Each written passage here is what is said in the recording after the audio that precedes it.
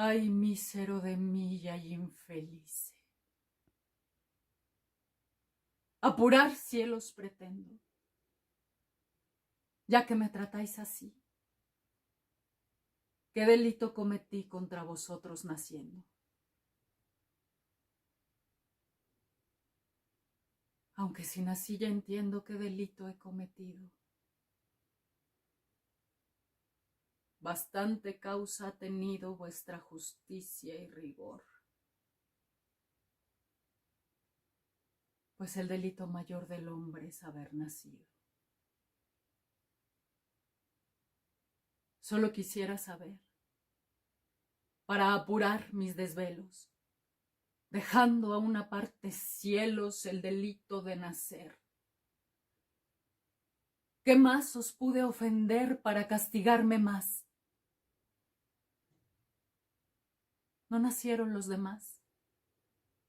Pues si los demás nacieron, ¿qué privilegios tuvieron que yo no gocé jamás? Nace el ave y, con las galas que le dan belleza suma, apenas es flor de pluma o ramillete con alas. Cuando las etéreas alas corta con velocidad, negándose a la piedad del nido que deja en calma.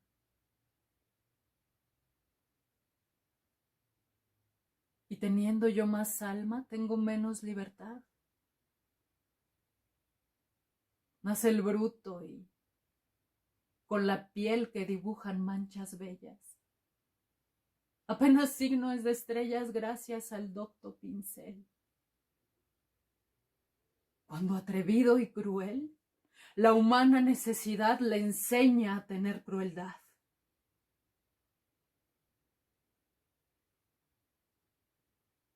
Monstruo de su laberinto. Y yo, con mejor instinto, tengo menos libertad. Nace el pez, que no respira, aborto de ovas y lamas, y apenas baja el de escamas, sobre las ondas se mira, cuando a todas partes gira midiendo la inmensidad de tanta capacidad como le da el centro frío. Y yo con más albedrío tengo menos libertad.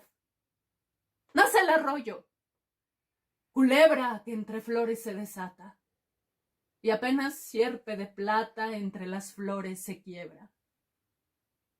Cuando un músico celebra de los cielos la piedad, que le dan con majestad el campo abierto a su ida, y teniendo yo más vida tengo menos libertad. En llegando a esta pasión, un volcán, un Etna hecho, quisiera sacar del pecho pedazos del corazón. ¿Qué ley, justicia o razón? Negar a los hombres sabe privilegio tan suave, excepción tan principal, que Dios le ha dado a un cristal, a un pez, a un bruto y a un ave.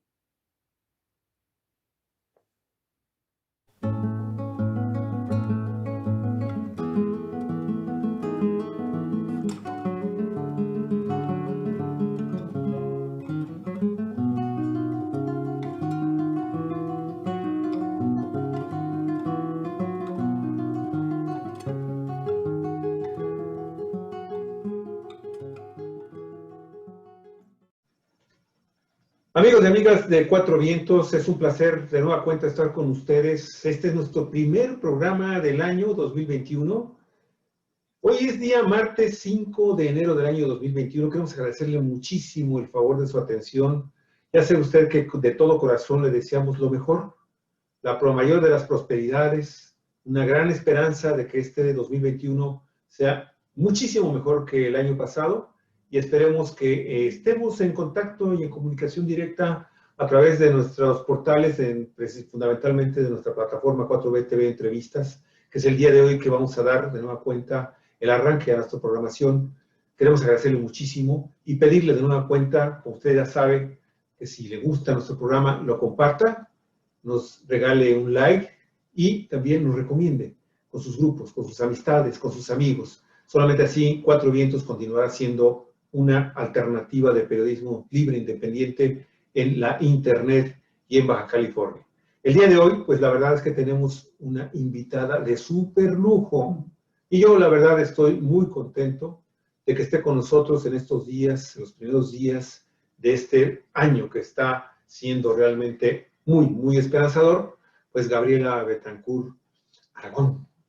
A mí me da muchísimo gusto recibirla de nueva cuenta. Ella es una actriz de la compañía de teatro Dumidi, también actriz de voz en Radio Educación y actriz en teatro El Rinoceronte Enamorado, qué nombre, ¿eh?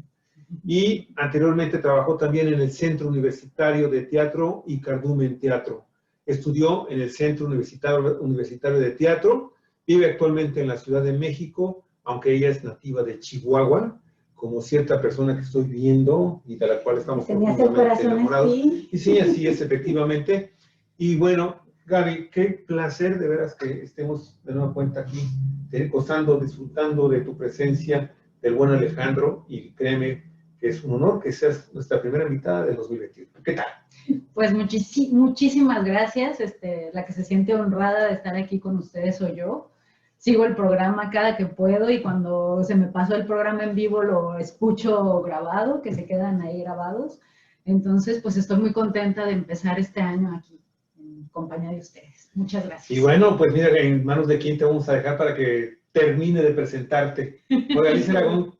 Amigos, amigas de Cuatro Vientos, primero que nada, nuestros mejores deseos para todos ustedes. Que 2021 esté lleno de salud, que con eso es suficiente para arrancar todos los proyectos y encontrar toda la belleza y toda la hermosura que tiene la vida, así como nosotros ahorita estamos encontrando ya aquí con Gaby, con Gabriela Betancourt, que es para mí personalmente un gran orgullo, una alegría enorme. Es la primera vez que entrevistamos a Gabriela, a mi hija, que ella es actriz, ya se me hacía tarde por decirlo. Es más, si yo fuera Faberlian, ahorita estaría todo el plumaje abierto, sería Faberlian, ¿no? Van a decir que hacen nepotismo, porque la primera invitada soy yo. No, pero, bueno, mira, porque... pero para nosotros es un placer porque independientemente de que seas la hija de Olga Alicia Aragón, una enorme periodista de Chihuahua a nivel nacional muy reconocida, autora de libros que tú sabes han sido premiados a nivel estatal y nacional, pues tú nada más y nada menos que estuviste 2 años en la Compañía Nacional de Teatro. Y eso, la verdad, pues muy pocos. No cualquiera. Muy pocos. No cualquiera. Bueno, y eso nada más por tus talentos naturales, ¿no? Así es. Quiero hacer una semblanza breve que me voy a sujetar a lo que dice la semblanza, porque si no termino de hablar de Gabriela. Ella es egresada del Centro Universitario de Teatro de la Universidad Nacional Autónoma de México, de la UNAM. Egresó en el 2003. También becaria por el Centro de Estudios Escénicos de Andalucía, en Sevilla, España. Ha trabajado en más de 40 obras de teatro, también en radio y docencia. Ha sido invitada por diversas compañías de teatro, como son, ya lo mencionamos ahorita, el Rinoceronte Enamorado. Es una compañía de San Luis Potosí. Yo aprovecho para mandarle un fuerte abrazo a Jesús Coronado, que es fundador de esta compañía y amigos nuestro desde hace muchísimos años. También formó parte de la compañía Sabandijas de Palacio, que está ubicada en Querétaro, de Perro Teatro, Búho Teatro, Cardumen Teatro, Conejillos de Indias y Este Lado del Teatro, todas estas últimas compañías de la Ciudad de México. Y ha trabajado con grandes directores, por ejemplo, Octavio Trías, el primerísimo, José Ramón Enríquez, Luis Valdés, Mauricio García Lozano, Luis de Tavira, Juliana Fessler, Gilberto Guerrero, Mario Espinosa, el propio Jesús Coronado, Raúl Quintanilla, Gabriela Ochoa, José Luis Cruz y Ginés Cruz, entre otros. De veras una constelación de actores y de directores prestigiadísimos. Bueno, por supuesto, el director de la Compañía Nacional de Teatro, donde Gaby formó parte de ese elenco, del primer elenco que se forma por concurso, por certamen, no por palancas, no por recomendaciones, por un esfuerzo y un talento propio. Fue integrante del primer elenco precisamente de esa Compañía Nacional de Teatro y actualmente es becaria del Fondo Nacional para las Culturas y las Artes en el programa Creadores Escénicos. Un año muy difícil, Gaby, porque te tocó como parte de esta beca concluirla con un trabajo que tú tenías que proponer, que tenías que participar en toda la creación del montaje, conseguir a los actores, al director, conseguir los recursos para la producción, en una obra bellísima que escribió una dramaturga que fue compañera tuya en la Compañía Nacional de Teatro. No, en el CUT. En el CUT, perdón, en el CUT, sí, en la UNAM. Mariana Arta Sánchez, y la obra Volver a Fuente Ovejuna. Y yo aquí le dejo, Gaby, nada más señalando que, bueno, el director fue Ginés Cruz y que trabajaste ni más ni menos que con Emma Did, que fue tu maestra ahí en el CUT, en la UNAM.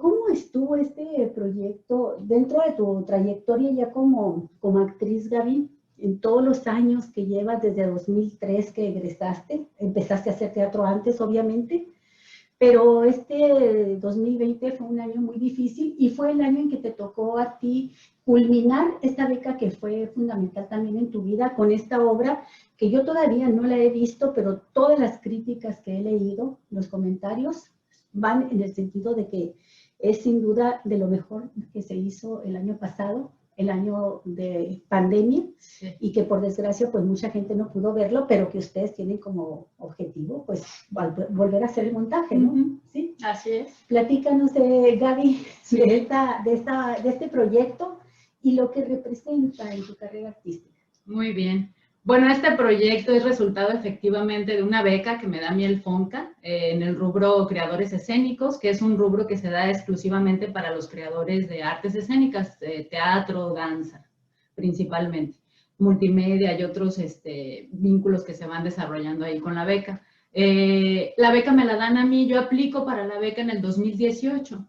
Hay que decir que después de haberlo intentado muchísimas veces, porque cada año somos muchísimos los actores, músicos, bailarines, artistas escénicos que aplicamos a las becas, que son bien poquitas y están distribuidas de una forma, pues eso, como se puede, a los pocos que quedan seleccionados. Yo llevaba ya 3 años intentando obtener la beca con distintos proyectos. Nunca apliqué con el mismo proyecto. Todos los proyectos para mí eran padrísimos, algunos los seguí desarrollando, aunque no tenía el apoyo institucional. Pero en esta se conjugaron como varias cosas y a lo mejor es un tip para los chavos que nos estén viendo y que no sepan qué hacer para aplicar una beca de esta naturaleza.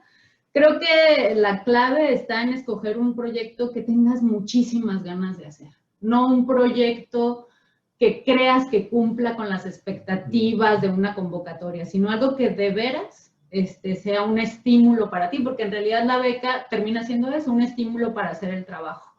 En mi caso la beca fue por 1 año, nada más. Digo nada más porque depende también de la trayectoria de los actores y actrices que apliquemos en esta convocatoria.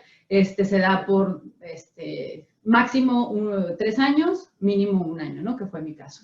Y el proyecto con el que aplico a la beca es la realización de un montaje, desde el texto hasta la puesta en escena y las funciones, Sí. ¿no? Ya presentado el trabajo a público. Sí, yo sabía que era un reto muy fuerte, pero quería que al terminar mi proyecto iniciara otro. Ahora sí, la vida del proyecto en sí, no que se terminara la beca y ya me quedo sin proyecto y a ver qué otra cosa me invento, sino tener ya un resultado, un trabajo hecho para seguir presentando. Y armar una beca, pues ya todos los que nos hemos dedicado a eso sabemos que es muy complicado, ¿no?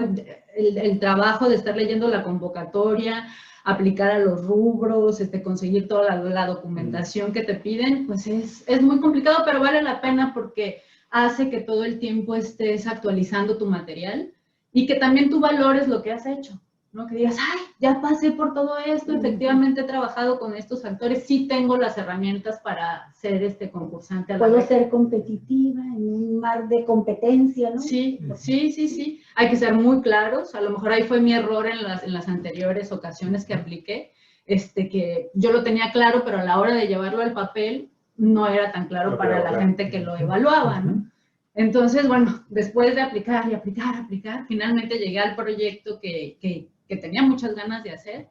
Y ahorita que mencionabas parte del equipo creativo, creo que fue fundamental, porque creo que, sobre todo el teatro, es un trabajo que se hace en equipo. Sí. Entonces no lo puedes hacer solo. Así se trata de un monólogo. Así se trata de un monólogo, efectivamente. Esto definitivamente entonces, Gaby, a mí me da la oportunidad de poder plantearte, antes de que pudiéramos profundizar específicamente en tu proyecto, creo yo que para mucho de la gente que nos está viendo, nos está escuchando, sería muy importante tener de tu parte una visión general de qué es el teatro en México, su situación actual en medio de esta pandemia terrible que sabemos que le afectó a todo el mundo, pero hablar de todo el mundo cuando hablas de las actividades culturales en México y específicamente del teatro, como que dices, híjole, no puede ser todavía más terrible la situación para la gente que se dedique a la actividad creativa artística. Y la gente de teatro, los directores, los dramaturgos, los artistas, toda la gente que trabaja en el montaje, que son muchas personas, las que están detrás de una escenografía, ¿sí? En un escenario que a veces también no goza de las mejores condiciones, porque sabemos que también a veces nos faltan teatros en este país de buena calidad que se puedan escuchar, que se puedan disfrutar, en donde cada palabra que se expresa en una de las obras se entienda perfectamente, no por una deficiencia de ecos y cosas de este tipo que a veces están fallando desafortunadamente en la infraestructura. Pero específicamente, Gaby, lo acabas de decir, para finalmente conseguir una beca que te permita sobrevivir en esta actividad pero tan esforzada, tan llena de un fondo que debe de ser muy fuerte, muy grande para poder finalmente llegar a producir y presentar en escena una obra de teatro, pues la verdad requiere de esfuerzos muy grandes y una persistencia así constante, ¿no? Y sujeta a todo tipo de presiones y a todo tipo de desilusiones. ¿Cómo está el teatro en México? ¿Qué es el teatro en México? Híjole, pues es una pregunta muy complicada y la respuesta yo creo que es más compleja todavía, porque el teatro no es un teatro ni un tipo de teatro que se está haciendo, sino son muchísimos tipos de teatros los que se están haciendo. Está el teatro comercial, está el teatro institucional, está el teatro que cuenta con la infraestructura y los apoyos del gobierno, y está el teatro independiente. Son muchos tipos de teatro, entonces hablar del teatro en general es complicado. Yo te puedo hablar del teatro que yo estoy haciendo en este momento, después de haber pasado por haber hecho teatro de otras formas y que puedo comparar, ¿no?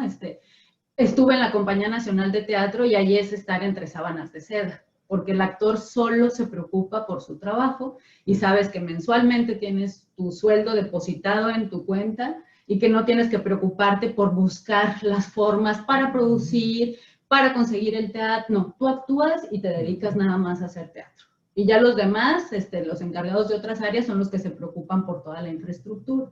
Entonces, estar en esas condiciones es muy diferente a hacer teatro independiente.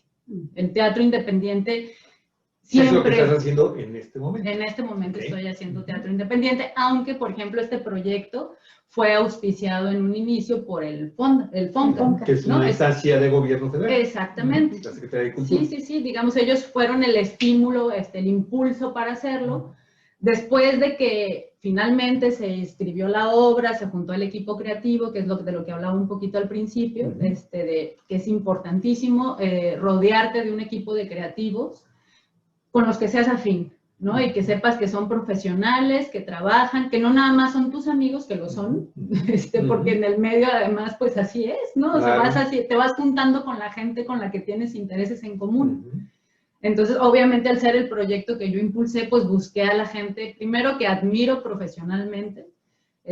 Creo que eso es lo que marca todo, ¿no? Y sí, coincide que son amigos míos porque nos formamos en la misma generación de la escuela, en el caso de Mariana y de Ginés. ¿Y tu maestra? Mi maestra, que fue maestra de los tres, y los otros creativos que yo he visto su trabajo y que siempre me ha parecido de primer nivel, ¿no? Ahorita hablaremos de ellos si quieren.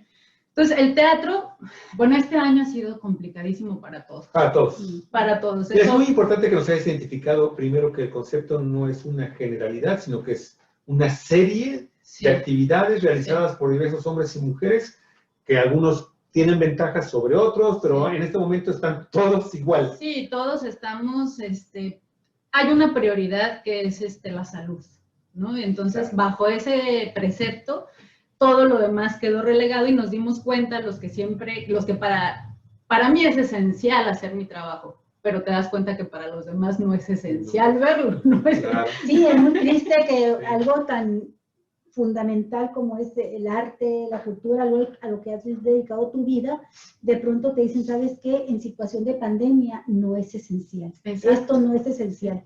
Y además requiere un trabajo colectivo y requiere, por supuesto, de público el teatro. Sí. No es el cine, no es algo que puedes estar viendo en pantalla, Así en tu es. casa. Pero a propósito de la pandemia, Gaby, ¿y cómo ha tratado la pandemia pues, a los trabajadores de todo, incluido de la cultura y el arte? Tú dijiste ahorita, lo esencial ha sido la salud. ¿Tú sientes que hubo un maltrato a la gente de la cultura y del arte en este año? Te lo digo porque se habla mucho de los recortes, hemos escuchado muchas protestas. ¿Tú cómo sientes esto en relación con los artistas y en el conjunto, pues, de los mexicanos? Sí, es complicado. Es también complicado hablar de eso. Maltrato como tal creo que no. O sea, creo que hay un esfuerzo y hay una sensibilidad por parte de la gente encargada del área de cultura de generar proyectos un poco que ayuden a la situación de los artistas independientes. Lo que pasa es que el problema es muy grande y es muy grande desde antes de la pandemia. Entonces es muy difícil darle solución a los problemas de cultura inmediatamente, ¿no? En ese sentido, no creo que haya un maltrato, tampoco es que se logre combatir completamente todos los problemas a los que nos hemos enfrentado, al contrario, vamos paso a pasito, pero por otro lado, la cultura sí ha estado relegada a un plano muy inferior, ¿no? Sí, y eso es un mal crónico de este país. Sí, ¿no? Por desgracia. Porque si fuera de otra forma, incluso seríamos una mejor nación en muchos sentidos. Claro. Pero eso es muy difícil que la gente lo entienda. La gente obedece primero a lo inmediato, ¿no? ¿Qué voy a comer? ¿Cómo me voy a vestir? ¿Voy a tener seguridad? ¿Salud? Etcétera. Y al último está la diversión, ¿no? Y hay de diversión a diversión. Además, actualmente, pues, y más con la pandemia, las redes sociales y el Netflix y todas estas plataformas para ver películas, pues hacen que la gente se aísle cada vez más. Claro. ¿Sí? Antes era muy difícil ir al teatro. Con la pandemia se convirtió en algo prácticamente imposible, ¿no?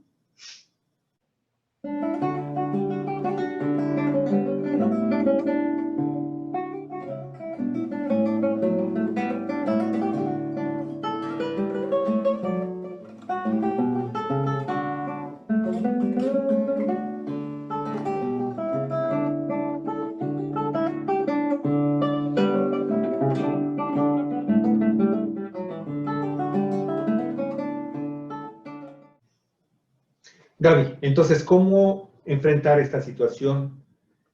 Tú dices, bueno, hay actores, hay compañías, hay empresas productoras de teatro que están en mejor condición y que pueden soportar quizás todavía un año más, porque no sabemos en realidad cuándo se va a normalizar la vida en este país. Cuando llega la nueva normalidad en condiciones una actividad mejores. fundamental como la que tú estás realizando se convierta otra vez en eso, en algo que los seres humanos, los mexicanos necesitamos, pues para continuar adelante con un espíritu más propositivo, más lleno de creatividad, de ideas, de esperanzas, todo lo que nos proporciona el teatro. Pero, ¿tú ves alguna salida y de qué forma podría ser esa salida? Y me gustaría que lo hablaras desde el punto de vista del teatro que tú estás haciendo, que creo yo que es también el más comprometido de todos, el que lleva las propuestas más interesantes, más intensas, ¿sí? Y que en un momento determinado le ayudan a su público a tener un espíritu reflexivo y analítico que finalmente nos permite ser mejores ciudadanos y mejor sociedad. ¿Cómo hacerle? Pues luego cotorreamos entre los compañeros, colegas, así, oye, ¿y cómo le estás haciendo? Y hemos pasado por distintas propuestas como vender pasteles, hacer galletas, hacer nuevos personajes como por ejemplo vendedores ambulantes. Exactamente. Económicamente es muy difícil y un actor independiente tiene que valerse de otras herramientas para sobrevivir económicamente, ¿no? Dar clases, entrenar compañeros, tanto de manera física como intelectual, hacer programas de radio. En mi caso he estado haciendo también audiolibros. Entonces buscas otros mecanismos que aporten a la economía. Oye, permíteme un tantito, porque a mí me ha tocado ver, por ejemplo, en ciudades tan pequeñas, desde el punto de vista de lo que significa una metrópoli, ¿no? Y una metrópoli inmiscuida en actividades culturales. Ensenada está en pañales, está creciendo, pero al igual que a todo el país y a todo el mundo, pues esta crisis dejó a las actividades culturales realmente relegadas, muy relegadas. Pero me ha tocado ver a jóvenes en la calle haciéndole casi al saltimbanqui. Sí. Haciéndole ¿cómo se llama? A los juglares. A los juglares. Están llevando algunas actividades incluso circenses o musicales. Y tú los ves y dices, estos muchachos tienen escuela, están estudiando, están estudiando arte dramático, pero los vemos ahí y como que a veces también no entendemos lo que representa para ellos el que estén ahí desde el punto de vista de su sobrevivencia. Sí, es terrible. A mí me ¿te ha tocado ver eso también? De esta pregunta que le has hecho a Gabriela, ¿cómo enfrentar la pandemia y salir airosos en el teatro y con una satisfacción grande por lo que estás haciendo? El teatro en tiempos de adversidad. Y a mí me llama la atención muchísimo este proyecto que también impulsaron, que es Arte Nuevo de Hacer Comedias en este tiempo. Y que es a través de YouTube, de un canal. Curiosamente, no sé si todo el proyecto tenga que ver con el Siglo de Oro, pero yo vi una de tus actuaciones ahí que vamos a tener oportunidad de compartirla con los amigos de Cuatro Vientos también. Sí, de hecho arrancamos con un monólogo. Por el monólogo. Sí, arrancamos el programa. Este proyecto a mí se me hace muy interesante y que por lo menos la pandemia no solamente trajo consecuencias económicas, sino hasta psicológicas, frustraciones grandes, emocionales, y ver a la gente haciendo teatro en YouTube. Creo que no solamente les sirvió a ustedes, nos sirvió a nosotros, a los que nos gusta el teatro y no podemos ir, y de pronto tuvimos acceso a la pantalla viendo teatro, que no es lo mismo que ver una película o video, no, teatro. Y este Teatro del Siglo de Oro, Gaby, con todo este proyecto, forma parte de eso, porque todo este año trabajaste en estos dos proyectos, Arte Nuevo de Hacer Comedias y la obra Volver a Fuente de Juna, y ambas de Teatro del Siglo de Oro. Sí, se me hace muy interesante también el volver a los orígenes, ahorita que hablaron de los saltimbanqui, ¿no? Los juglares y todo esto, y las coincidencias también que sea pues Teatro del Siglo de Oro. Sí, pues coincidencias buscadas un poco, ¿no? Porque siempre ha estado dentro de mis intereses, desde que era alumna del Centro Universitario de Teatro. Hubo un año de la carrera en particular que nos dieron Siglo de Oro. Y fue maravilloso. O sea, uno al principio dice, ay, qué raro, teatro escrito en verso, ni que se hablaran así en verso. Dificilísimo, ¿no? Dificilísimo. Cree uno que tienes que meterte a las entrañas de algo complicado que no entiendes y te das cuenta de que no, que es una belleza porque es parte de nuestra lengua, ¿no? En el mejor de los sentidos, ¿no? Que es poesía y que es teatro y que solito además te va llevando y te va haciendo construir a los personajes. Es una delicia. Cuando como alumno lo conoces y te enamoras del Siglo de Oro, siempre quieres estar haciéndolo.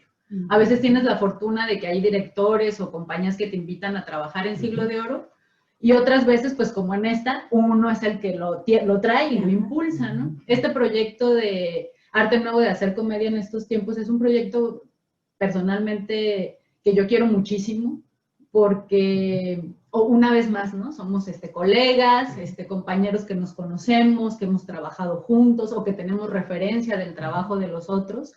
Este proyecto lo inicia un compañero de mi generación también, Luis Manuel Amador Flores, que ya traíamos en la cabeza desde hacía tiempo hacer algo diferente, como podcast, Sí, lo que están haciendo hace mucho. Entrar a así está tecnología, entrando. ¿no? entrar a la tecnología, pero como no estábamos obligados a hacerlo, porque no había pandemia de por medio y siempre teníamos la opción de hacerlo vivencial, Claro.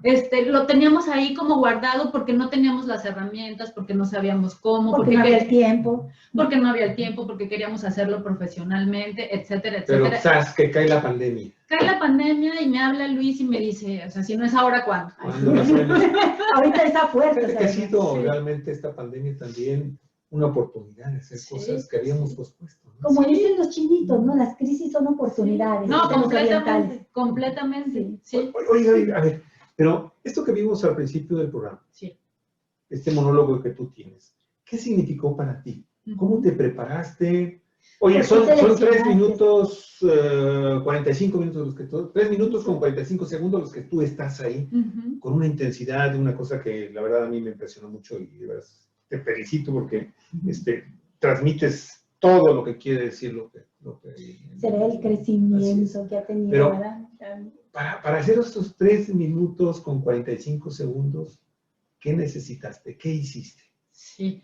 Bueno, el proyecto inicia, como les contaba, que con Luis diciendo, vamos a hacerlo. Esto, ¿Qué hacemos? Pues tenemos que encontrar algo que sea una temática, que no nos haga irnos por otros lados, ¿no? Que nos acote.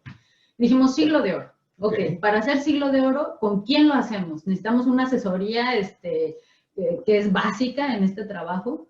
Y tenemos un maestro, o otro maestro del Centro Universitario de Teatro, Eduardo Contreras Soto, que chapó, es así un conocedor absoluto del Siglo de Oro, y que además es amigo nuestro, ¿no? Con el que compartimos inquietudes, tenemos dudas de algo y le hablamos, maestro, ¿me puedes sacar de esta duda? ¿Me puedes ayudar con esto? Y Lalo siempre te da las herramientas para que encuentres las respuestas que necesitas. Entonces sabíamos que Eduardo iba a ser así parte fundamental del proyecto. Entonces, la premisa fue, Lalo y Luis convocaron a varios actores, todos ya habíamos hecho de alguna u otra forma Siglo de Oro o lo habíamos visto en la escuela, teníamos las herramientas para decir el verso, y era escoger un monólogo o un fragmento del Siglo de Oro español. Bueno, Siglo de Oro español también abarca México, ¿no? Está Sor Juana, que es representante del Siglo de Oro, el que quisiéramos hacer. No nos dijeron, a ti te toca y a ti te toca otro, no, cada quien, lo cual es muy complicado, porque hay luego se empalman. No, deja tú que es difícil empalmarse porque hay muchísimos autores. Y cada autor, mira, Lope de Vega, por ejemplo, hay documentadas más de 1000 comedias de Lope de Vega. Y en cada una de ellas hay 2, 3, 4 monólogos que son deliciosos. Está Calderón de la Barca, está Tirso de Molina, está Sor Juana Inés de la Cruz, está Cervantes. O sea, material de Siglo de Oro hay para aventar para arriba. Cuando ustedes se metan al canal de YouTube de Arte Nuevo de Hacer Comedia, se van a dar cuenta que cada uno de nosotros escogió textos de distintas obras, en algunos casos de los mismos autores, ¿no? Hay varios de Calderón de la Barca, como es en mi caso, que yo escogí de Calderón, hay varios de Lope, hay varios de Cervantes, hay de Sor Juana, y eso es muy bonito porque hay una gama, pues, muy atractiva de estos textos, ¿no? ¿Cómo lo hicimos? Fue toda una aventura. Sí. Fue toda una aventura porque todo lo teníamos que hacer nosotros, ¿sí? A diferencia de cuando tú vas a un estudio y sabes que hay un iluminador que está checando que la luz sea la adecuada, perfecta para tu trabajo, que hay un sonidista que te va a colocar el micrófono, que va a haber micrófonos de ambiente, que están las cámaras puestas. No, aquí todo lo teníamos que hacer solos en nuestra casa. En nuestro caso, también tuvimos la asesoría de otro colega, que él sí es de cine. ¿Y las cámaras? Tú, por ejemplo, ¿cómo hiciste? Bueno, con el celular. Eso lo que te iba a decir, es una sola cámara. Es una sola cámara. Celular. Muy bien. Yo creo que la mayoría la de los... iluminación es muy buena. Sí, porque de veras quedó muy Pero bien. es todo un, o sea, es Sí, una es aventura. muy Habrá fuerte. que pasar las fotografías del trabajo tras cámara, Ujú. porque hay varias anécdotas Pero, por al ejemplo, ¿a ti respecto. quién te ayudó? A mí me ayudaron en mi casa desde mi perra, ¿La bandera? mi pareja que me estuvo escuchando los textos y diciendo, no, así no es, repítelo, y mi hijo que me ayudaba a Javier. buscar, o sea, Oye, quien estaba pero en la mano. Cuenta una anécdota, por favor. Porque esas son... Es muy interesante porque al enfrentarte a hacerte un trabajo de este tipo, y además, bueno, esta es la primera temporada del canal, entonces Sí. había como cosas muy elementales que todos teníamos que seguir, todos vestidos de negro, por ejemplo, el Sí. vestuario ya estaba Sí. marcado, el fondo iba a ser negro, Negro.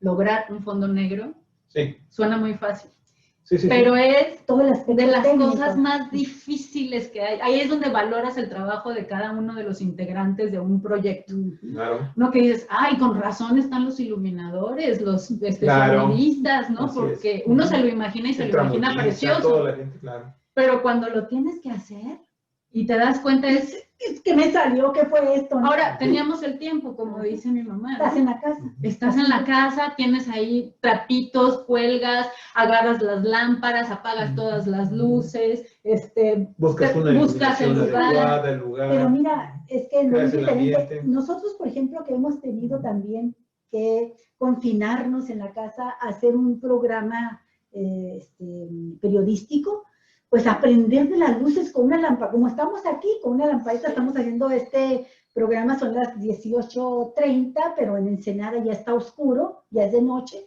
Entonces, mientras vas hablando, yo veo todo lo que tiene que hacer fundamentalmente aquí Javier Cruz para arreglar un escenario, para hacer simplemente un programa. Trabajo. Pero en el caso de ustedes, por ejemplo, que tiene que ser muy artístico, que tiene que ser muy creativo, muy artístico, y después de todo esto, concentrarte y sacar al personaje. Sí. Y hacer que la gente que no lo estás viendo en el teatro, que te van a ver en una pantalla, se emocione, lo sienta, comparta los sentimientos que tú estás proyectando. Eso fue lo que nos maravilló cuando vimos tu monólogo. Y en este monólogo que hiciste, Gaby, ¿cómo lograste tú la concentración trabajando en tu casa en esas condiciones que estás describiendo? Ahí entran las pequeñas anécdotas, ¿no? Y parte del proceso que yo creo que ha sido de lo más bonito, cuando lo hemos platicado los compañeros que hemos estado involucrados, nos doblamos de la risa. Nos hablábamos por teléfono, oye, ¿ya resolviste esto? ¿Cómo lo hiciste con esto otro? Porque es que yo no puedo, porque son varias etapas, ¿no? Claro, O sea, primero claro. juntarnos y decir, queremos hacer esto. Después, seleccionar el texto que vas a hacer y decir, ahora sí es porque pasas por muchas etapas. Yo tenía como 20 textos así sobre la mesa y decía, ay, pero me gusta más ay, pero me gusta muchísimo, ay, pero no, era lograr el texto que quieres. Hubo otros compañeros que desde el principio, como Alfredo, que desde el principio dijo, yo quiero hacer Primero Sueño de Sor Juana, y todos, ¿te cae que vas a hacer Primero Sueño? Un texto dificilísimo, ¿no? Y lo hizo precioso. Lo vimos, claro. Entonces, seleccionar tu texto. Ahora, hacer las pruebas. Empezamos a hacer pequeñas pruebas, ¿no? Primero en foto, luego en video, y a mandárselas por plataformas a Luis Manuel, a Eduardo y a Arturo Santana, que es el chico de cine. Arturo tenía los elementos para decir, no, hay mucha luz ahí, vete a un lugar que tenga más fondo. Sí, ya te hacen propuestas técnicas. Te hacen propuestas, y prueba y error, y prueba y error. De veras, muchos nos estancamos mucho en esta primera parte técnica, porque era muy complicado eso del fondo totalmente negro. Yo también aproveché mis influencias y le hablé a Elsa Medina, amiga fotógrafa. Le dije, Elsa, ¿cómo le hago para poder tener un fondo negro? Porque es muy difícil. O sea, de veras, había compañeros que grabaron en sus pueblos, que ya no estaban viviendo en la Ciudad de México, sino que en la pandemia se regresaron a Chiapas, por ejemplo, o a Guerrero, y grababan al aire libre. En la noche, ya cuando no había luces en la ciudad o en el pueblo, ¿no? Así tenían su fondo negrísimo. No, ni siquiera así. No, pues no. O sea, porque luego era tan negro que no te ves tú, y entonces en cuanto metes una luz se ve todo lo de atrás. Claro. Entonces, encontrar técnicamente el fondo que queríamos fue todo un rollo. Ahora, el sonido.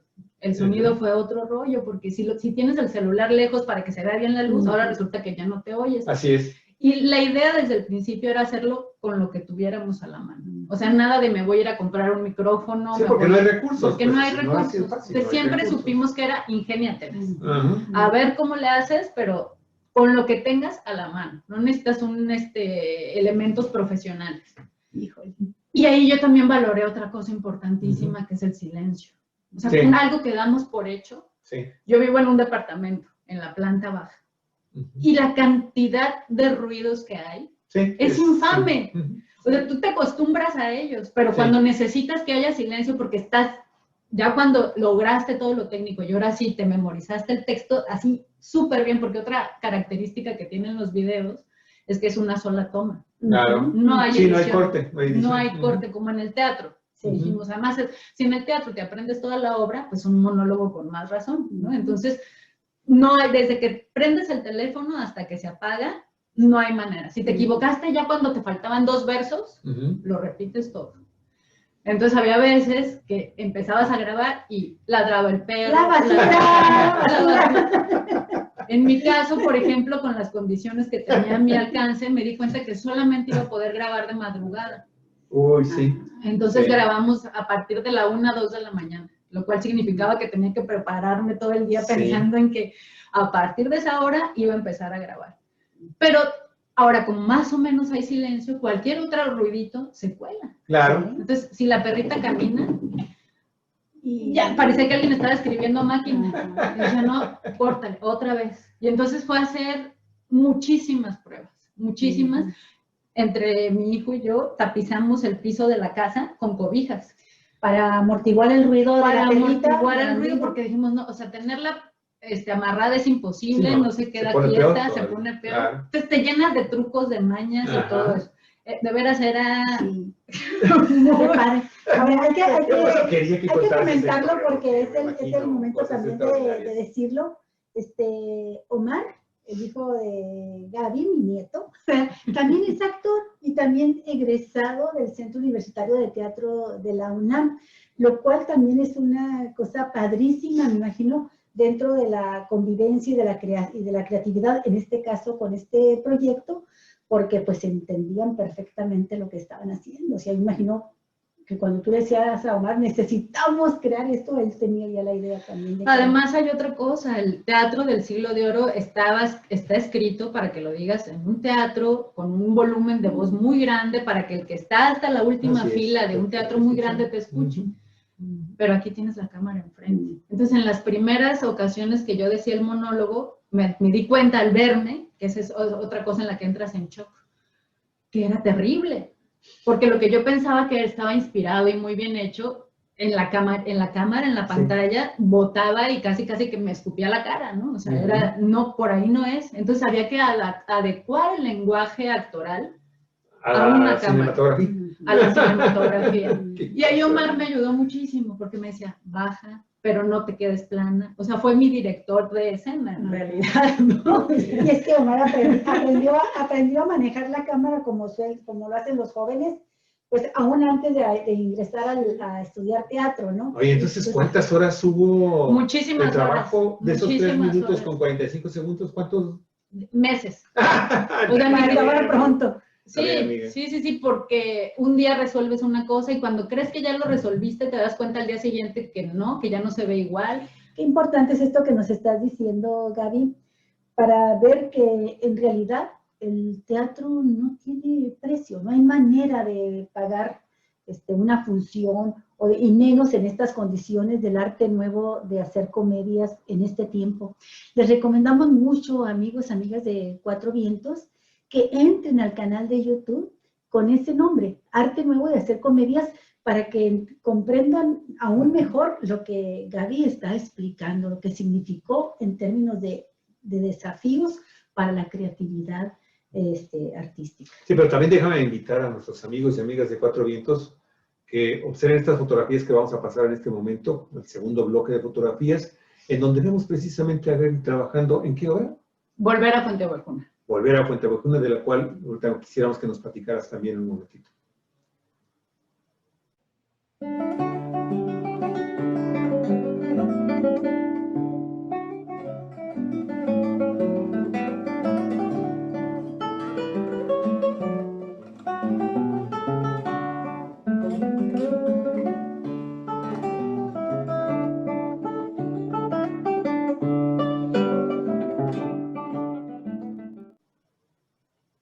Gaby, ¿qué es Volver a Fuente Ovejuna.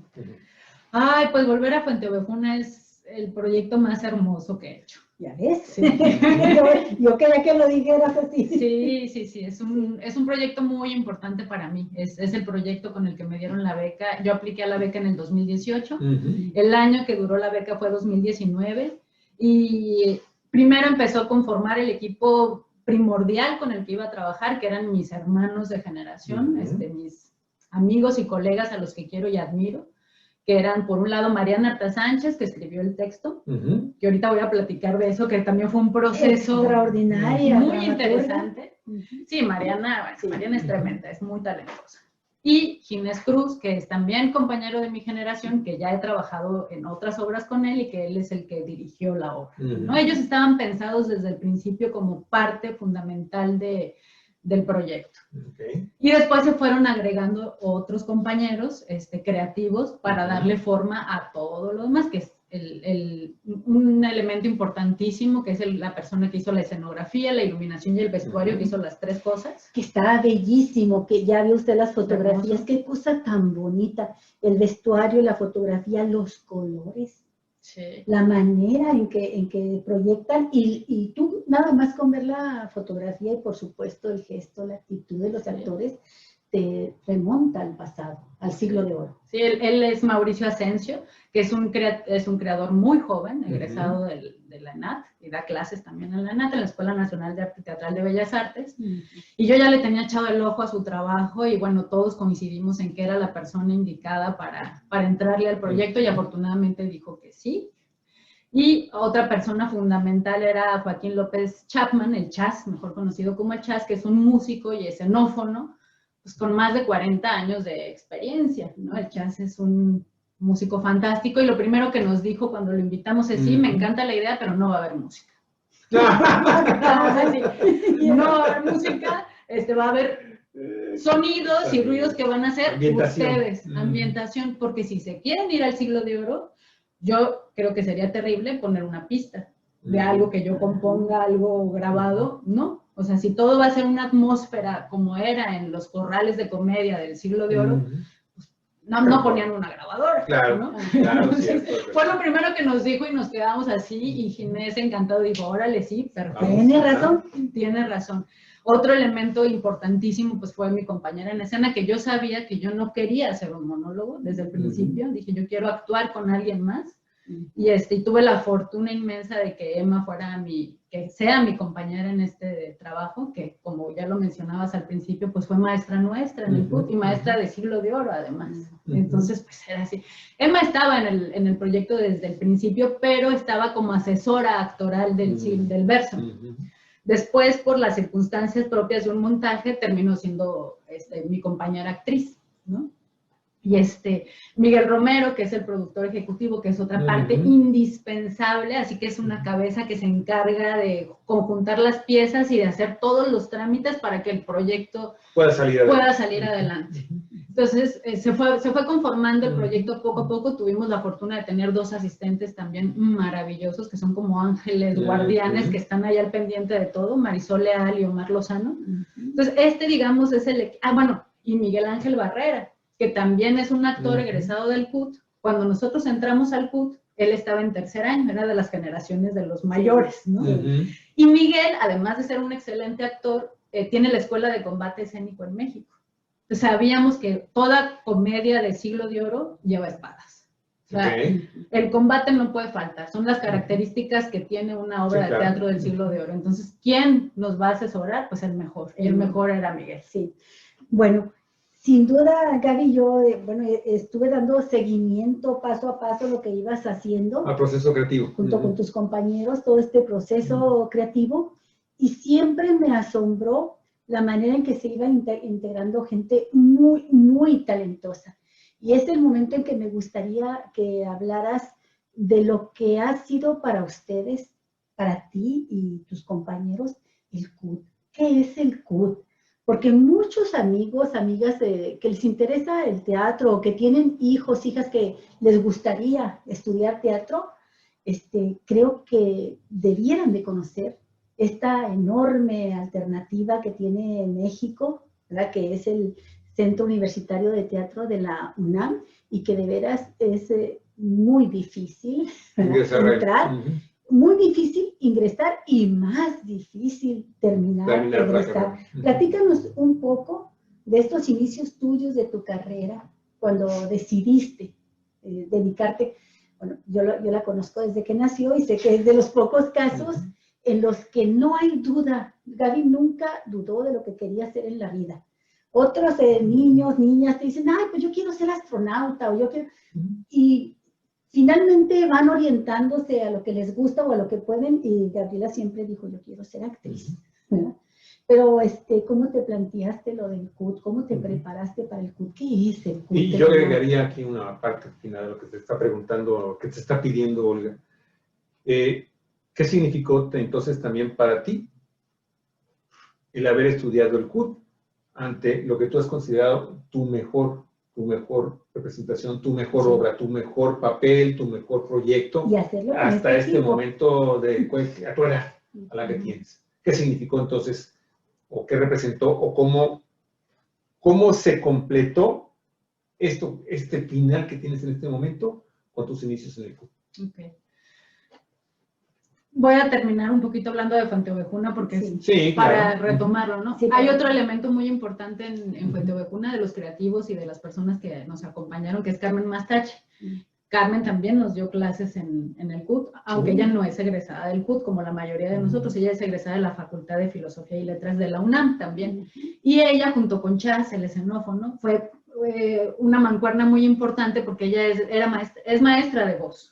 Entonces ella nos asesoró para las cuestiones rítmicas, vocales, y las ideas que tenía el Chas, Carmen las concretaba y nos iba apoyando para llevarlas a buen puerto, ¿no? O sea, nos iba guiando. Entonces, digamos, este es todo el equipo creativo, para que no se me escape nadie, que siempre se escapan, y es feo, es triste, ¿no? No mencionar a todos porque todos son parte importantísima del proyecto.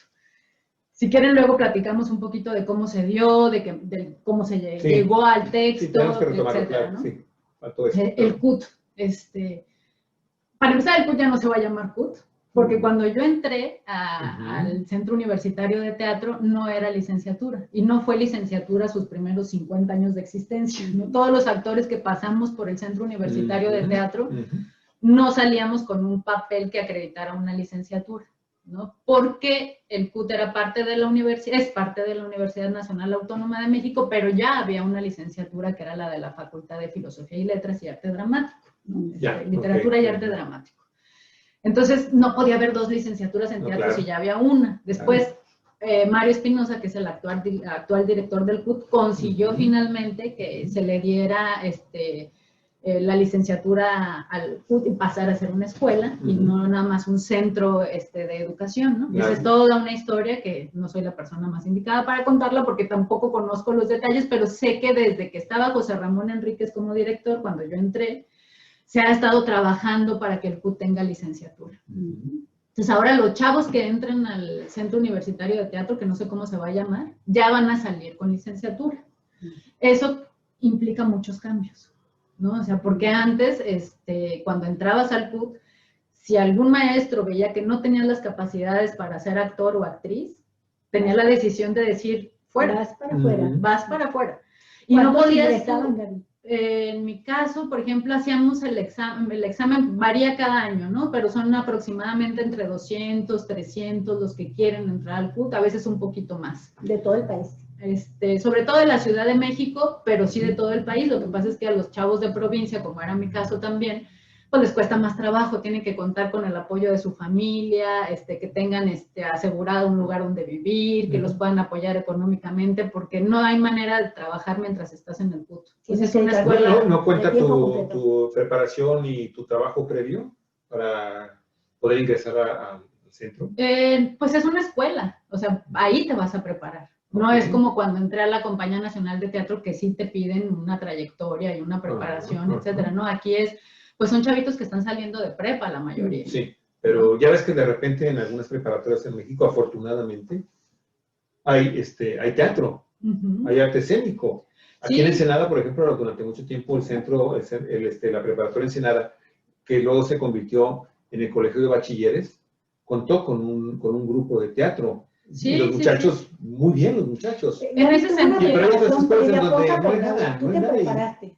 Y los muchachos quieren ser actores, van al CUT y pues lo primero que van a encontrar es que a lo mejor por no haber hecho previamente cuando menos una obra o un registro de algún taller, simplemente no pueden pasar. Sí. Porque sé que son muy exigentes, ahí tú lo acabas de decir. Sí, mucho. Generalmente si quieres entrar al Centro Universitario de Teatro, es porque sí has hecho algo de teatro, o has pasado por talleres, o alguien más te guió, o viste algo que te llamó la atención, o estuviste en una prepa, como bien dices, donde había un maestro de teatro que te habló del Centro Universitario de Teatro.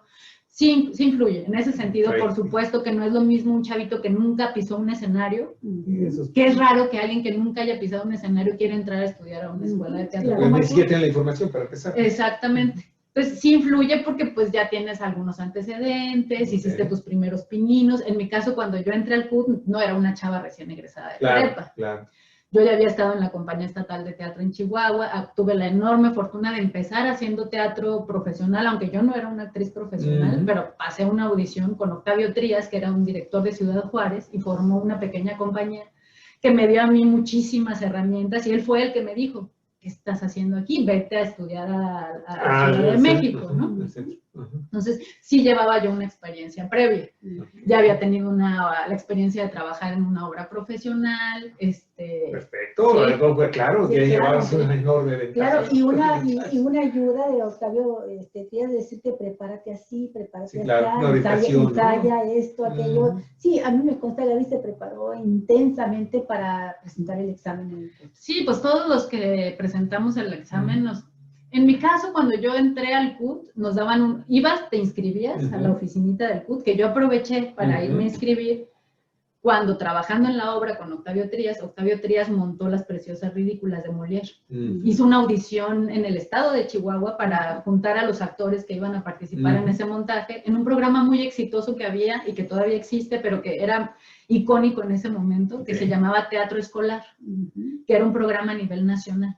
Entonces se juntaban varios estados de la República, se iban a un encerrón de 2, 3 semanas con maestros profesionales, platicaban el proyecto, se regresaban a sus estados, montaban la obra y la obligación era dar 100 funciones de la obra en distintas partes del estado al que iban representando. Okay. Gaby, vamos a hacer otro pequeño corte para ver otro bloque de fotografías y continuamos entonces ahorita que nos sigas platicando de esta historia y finalmente lo que significó el CUT para ti, para el gran proyecto 2019. ¿Te parece?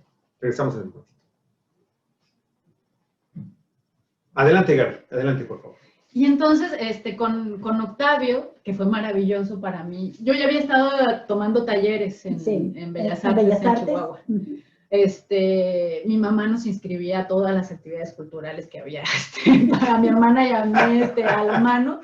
Mi hermana escogió pintura y escogí teatro. Te llevó a las pastorelas de seguro, ¿eh? Sí, ya que tu mamá es muy cristiana, muy de claro. Entonces, bueno, yo en Bellas Artes pues también ya había hecho un poquito de carrera, por así decirlo, porque entré a una compañía de títeres con Mireille. Qué bonito. Empecé haciendo teatro de títeres, de hecho.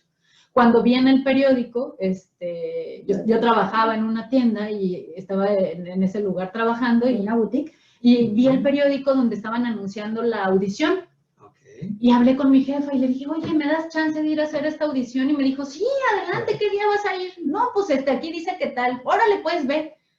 Fui a hacer la audición y para mi sorpresa había una fila de todos los actores que estaban estudiando teatro en ese momento en Bellas Artes. Estábamos ahí formados para audicionar. Yo nunca en mi vida había hecho una audición. ¿Era tu primera? Ni tenía idea de qué significaba, ni qué iba a hacer, ni qué me iban a pedir. Y Octavio estaba loco como una cabra.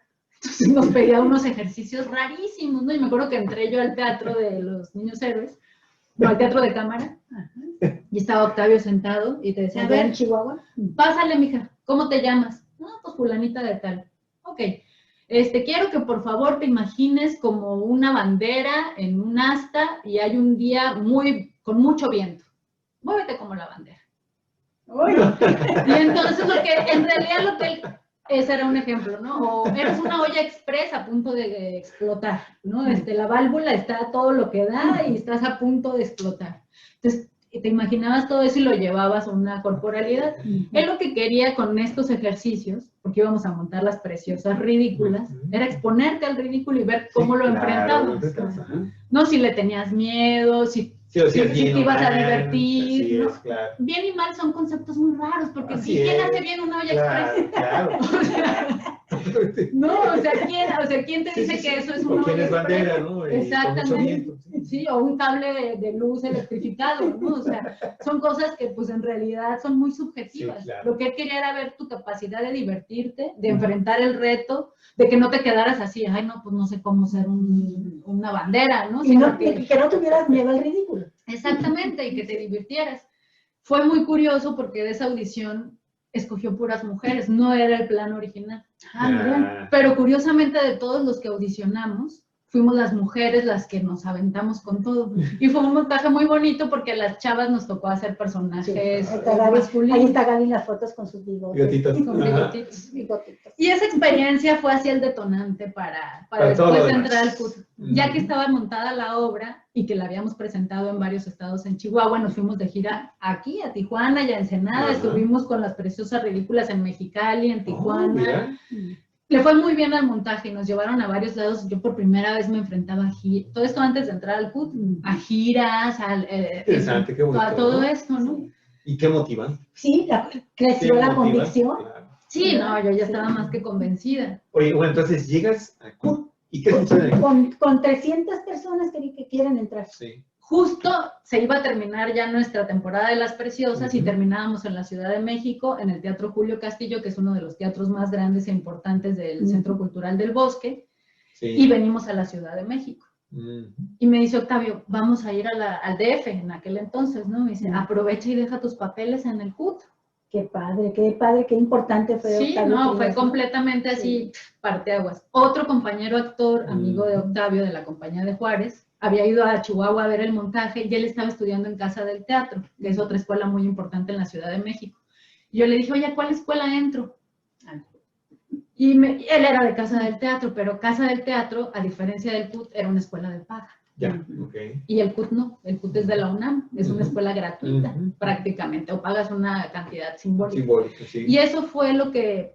Yo estaba entre Casa del Teatro y el CUT, pero cuando supe que iba a tener que pagar una colegiatura no lo dudé, dije, no, pues si el CUT es de las mejores y no tengo que pagar si me quedo, pues el CUT. Claro. Y entonces fui y dejé mis papeles.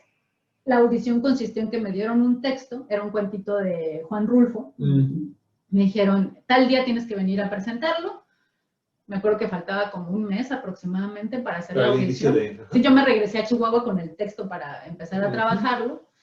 Y venir a la audición. Entonces, parte de la audición fue presentar ese monólogo, luego ellos te ponían una serie de ejercicios, veían tus capacidades psicomotrices, que fueras coordinado, que tuvieras condición física, porque el CUT es una escuela que se caracteriza mucho por el físico. Ejercicio, ¿no?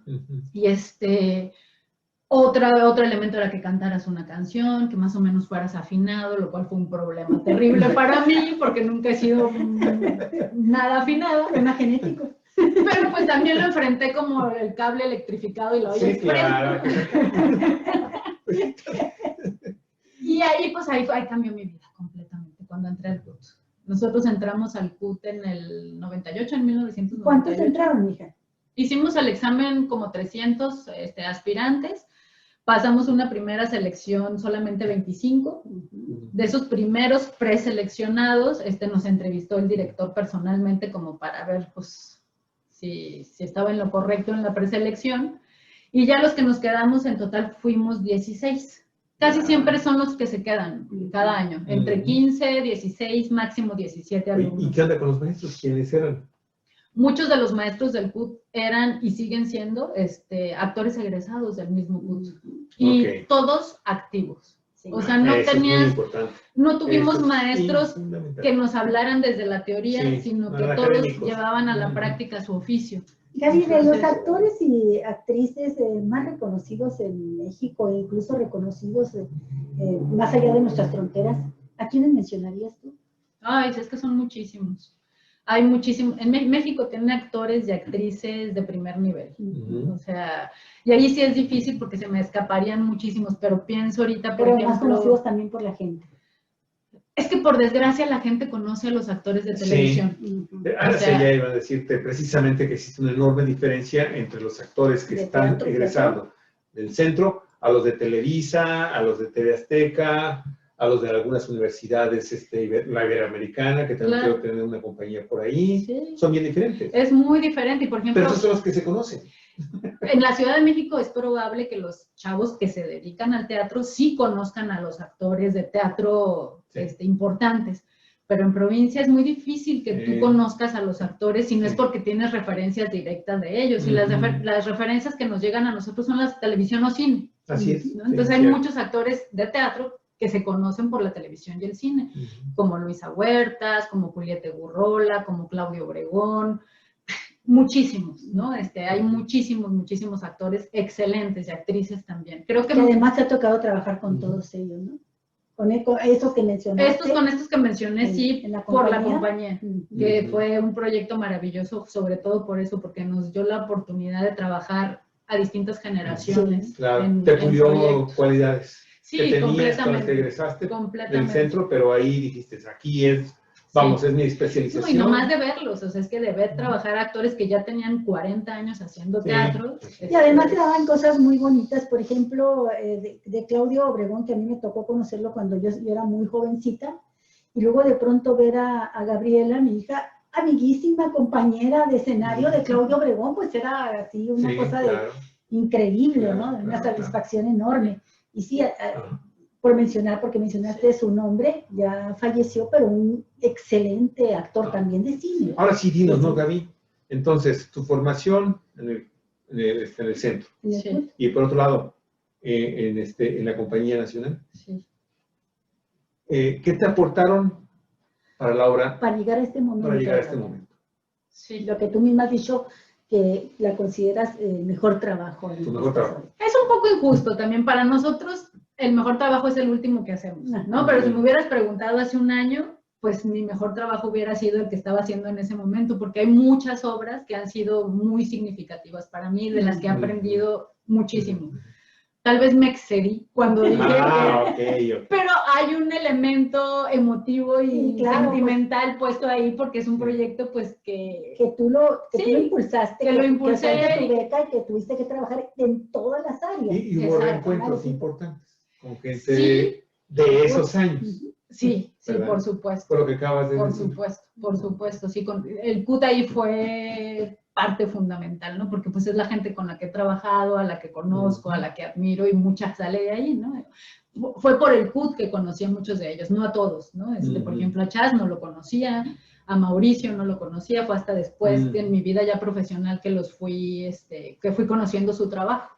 Sí. Gaby, vamos a hacer un último corte previo ya a la terminación de esta entrevista, que te agradecemos muchísimo. Nos estás haciendo realmente una tarde placenterísima acá en Ensenada. Nos estamos recibiendo y estamos transmitiendo, amigos y amigas, aquí en Baja California. Muy temprano todavía, a las 6 de la tarde todavía, apenas creo que no llegamos a las 6, ¿verdad? Sí. Entonces, les recomendamos mucho, no se nos vayan, un momentito, vamos a ver más fotografías de Gaby y regresamos con la última parte en la que me gustaría mucho que retomáramos el tema del teatro, ¿sí? Y el futuro. ¿Qué planes tienes? Y finalmente también, ¿cómo ves el futuro del teatro de México? Regresamos, amigos y amigas.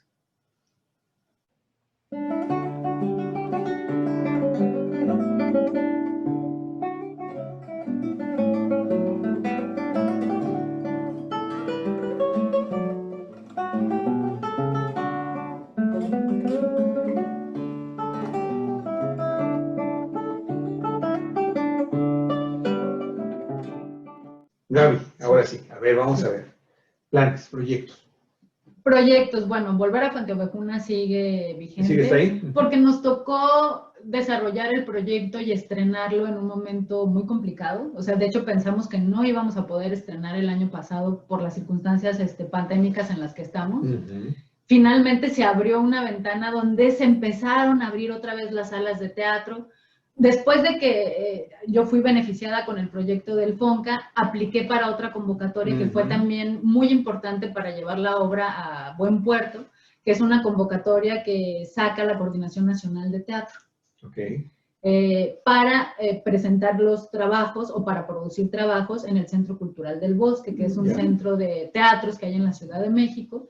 Los teatros tal vez muy bellos y muy emblemáticos, pues, ¿no? Del teatro en México. Y aplicamos con la obra cuando todavía ni siquiera estaba terminada, ¿no? Seguía siendo parte del proyecto, estaba corriendo mi año de beca, pero se abrió la convocatoria y dijimos, órale, metámoslo. Coincidió con que Mariana había terminado de escribir el texto, ya teníamos la obra, ya sabíamos para dónde ir y ya sabíamos con qué elementos la íbamos a hacer, ya teníamos a todo el equipo. Esto es importante porque todos, absolutamente todos los integrantes del equipo entraron al proyecto sin tener nada garantizado. Sí. No teníamos teatro, no teníamos sueldos, no teníamos funciones. Es nada más el amor entre sí mismos y el amor al teatro, pero además el saber que eso era una garantía. Si yo trabajo yo me imagino así pensando a Gaby, si trabajo con Emma Dip es una garantía, me imagino a Ginés diciendo si yo trabajo con Gaby es una garantía, es decir, todos se reconocen los talentos y la capacidad. Confianza en sí mismos. Sí, total, absoluta. Sí, o sea, ahí sabíamos que todos se iban a hacer su trabajo de la mejor manera. ¿Cuántas veces se presentó la obra?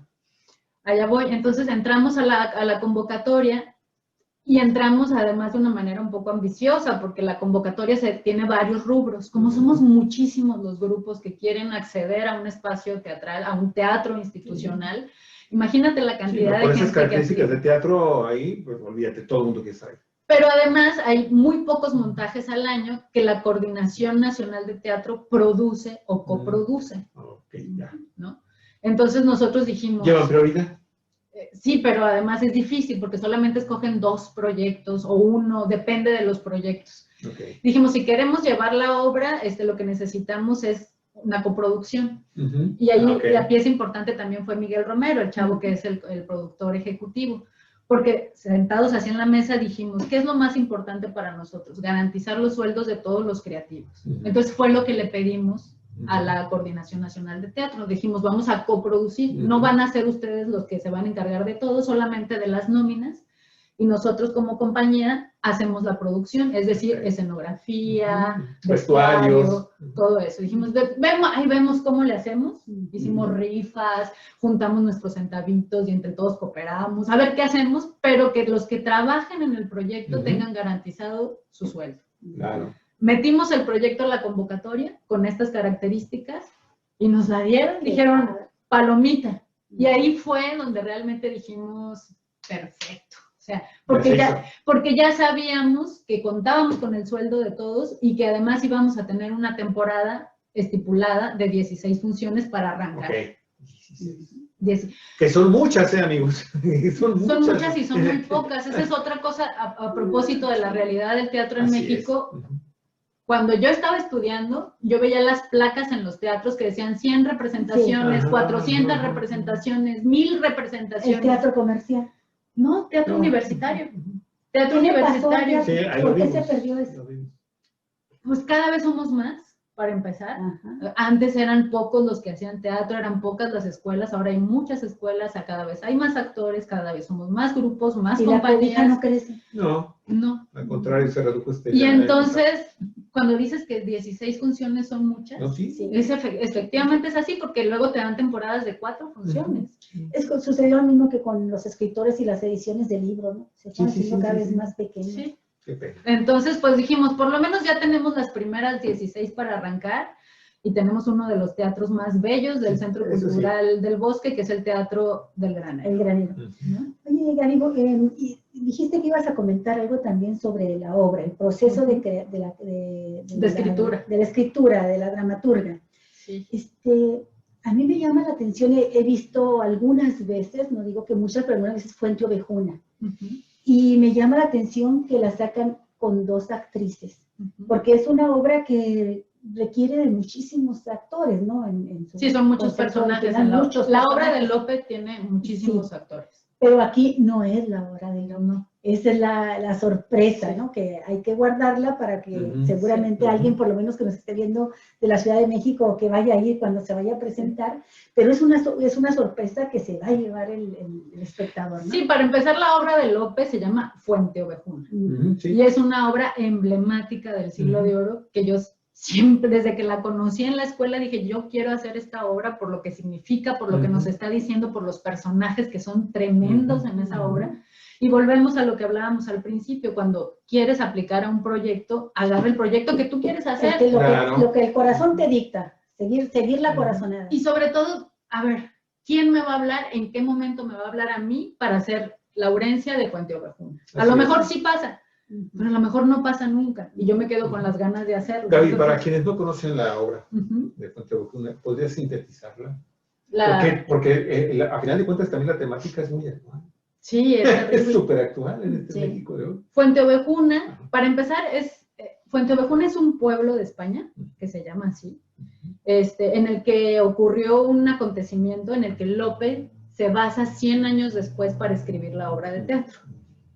Lope escribe la obra de teatro a principios del siglo XVII, y esto ocurre en el siglo XVI, en Fuente Ovejuna, y es un levantamiento de un pueblo en contra de uno de sus gobernantes, Mal gobernante. de un mal gobernante por abusos de poder. Así es. ¿No? Es un gobernante que abusa del pueblo, que lleva cometiendo muchas fechorías contra todos sus habitantes, y que después de varios actos, porque el pueblo aguanta, Sí, aguanta, intenta aguanta, por todas las aguanta, vías. aguanta, hasta que ya se ve Y rebasado, se acabó. se junta el pueblo y deciden matar al comendador. De ahí Es la el mal frase gobernante. emblemática de ¿quién Sí, mató ajá. al comendador? Fuente Ovejuna. El pueblo, todos, fuimos todos, ¿no? Fue tan fuerte eso que en los hechos históricos, lo que sí ocurrió, no pudieron atrapar a algún culpable Creo que fueron y todos. encarcelarlo porque el pueblo logró lo que pocas veces se ha logrado, o tal vez muchas en mi ignorancia, no lo sé, que es mantenerse unidos y no permitir que se culpe a nadie. se culpe a nadie. Cargar todo con parte de la culpa, y pues cómo metes a todo un pueblo a una cárcel, ¿no? ¿Cómo los castigas a todos? Y el pueblo es el personaje principal de la Claro, obra. Sí. claro. Entonces, este es a grandes rasgos. Sí se parece a algo, nada más que nos falta todavía Uy, sí, tenemos mucho que aprender. ir por el comendador. Bueno, han pasado algunas de historias que Sí, no bueno, tienen, sí, no claro. tienen un final feliz, pero por ejemplo, los chihuahuenses que estén escuchando esto, pues recordarán Tomochi, por ejemplo. Por ¿no? ejemplo, ¿no? Sí, Sí, Ya sí, sí, pasó. hay Tomochi. ejemplos en la actualidad. Sí, afortunadamente. lo En la Sierra contemporáneo. Tarahumara. Ok. Y luego, Y entonces, esta es la obra. Es complicado y pobre de Mariana, cuando ve esta entrevista La se dramaturga. acordará y se va a reír porque primero yo me reúno con Mariana antes de aplicar a la beca del FONCA y le digo, Mariana, Escribe mi obra. quiero hacer esto, no sé exactamente cómo, sé que va a ser para 2 actores, y quiero que tú me ayudes, porque Mariana es una excelente dramaturga, además de ser excelente actriz, excelente directora, ya lo dije antes, es una persona muy Con talentosa, mucho talento. con mucho talento. Entonces, Mariana me dijo inmediatamente, sí, por supuesto, cuenta conmigo. Y dije, perfecto. Y pobre de Mariana, porque no sabía en la que se metía. así es. Sí, porque terminó también actuando, amigos. No, No, ella no. ella Pues escribió ella- el texto, ella Ah, escribió el perdón, texto. tenía que usar entonces la información. Pero luego suena muy fácil y decir, sí, órale, cuenta conmigo. Pero me dice, ¿qué quieres? Y ahí está la cosa, ¿no? Porque yo tampoco sabía Ok. exactamente qué quería. Yo sabía que quería agarrar la esencia de Fuente Ovejuna y llevarla al teatro y representarla con 2 actores. Pero no sabía bien si quería una adaptación de la obra, es decir, adaptar la obra de tal forma que 2 actores pudieran hacer a todos los personajes, Claro. que era una de las posibilidades, o hacer algo que tuviera que ver con eso, que fuera el pretexto para contar algo. Y Mariana desde un principio sabía que era mucho más atractivo, sobre todo como escritora, hacer una obra original. Porque además, y lo comentamos y coincidíamos en eso, ¿para qué hacer una adaptación de una obra que es perfecta?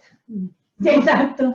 O sea, no necesita que la adaptes, la obra Claro. en sí es perfecta como está escrita, ¿no? Y los que defienden el Siglo de Oro, además, Sí, iban a considerar cualquier cosa que de modificación. Cualquier cosa que hicieras, o sea, iba a quedar mal. Sí, O sea, porque es claro. como hacer las obras de Shakespeare, readaptar las Ajá, obras de sí, Shakespeare, que ya de por sí son buenas. sí, ¿Para sí. qué las haces diferentes? ¿No? Ya son perfectas. Ujú. Entonces Mariana insistía en la idea de una obra original y probó varias cosas, ¿no? Porque sabíamos que teníamos que, lo que yo le decía es, tenemos que conservar varios textos originales de Lope. Eso sí quiero que vayan, los textos en verso originales. Y la primera versión que escribió Mariana era en verso. Ella se aventó a escribir versos. ¡Qué bárbara! José Ramón Enríquez, que fue nuestro maestro de Siglo de Oro también en el CUT, era nuestro asesor dramatúrgico. Le mandamos los primeros borradores y nos dice, las ideas de Mariana son muy buenas, pero ¿para qué se pone con Sansón a las patadas? Así es, claro. O sea, cualquier verso que escriba Mariana, por muy bien escrito que Sí, esté, no, en comparación, Lope de Vega no, se va a no, retorcer. en comparación con Lope, que además, Sí, o sea, es Lope de Vega tremendo. se va a retorcer en la tumba. En el polvo. Entonces Mariana entendió muy bien eso y desistió a escribir en verso. Luego hizo varios intentos de hacer con muy buenas ideas, pero Mariana tiene una mente muy barroca, entonces de por sí ya era barroca la idea, la alimentaba con más y más y más cosas y no terminaba de quedar. Entonces hubo un momento crítico, ¿no? Donde Mariana me decía, es que, ¿qué quieres? Y yo le decía, pues es que quiero algo así, pero no sé cómo. ¿No? Y fue un momento de tensión hasta que Mariana tuvo la iluminación, me escribe y me dice, ya la tengo, ya sé por dónde es. Dije, órale, va.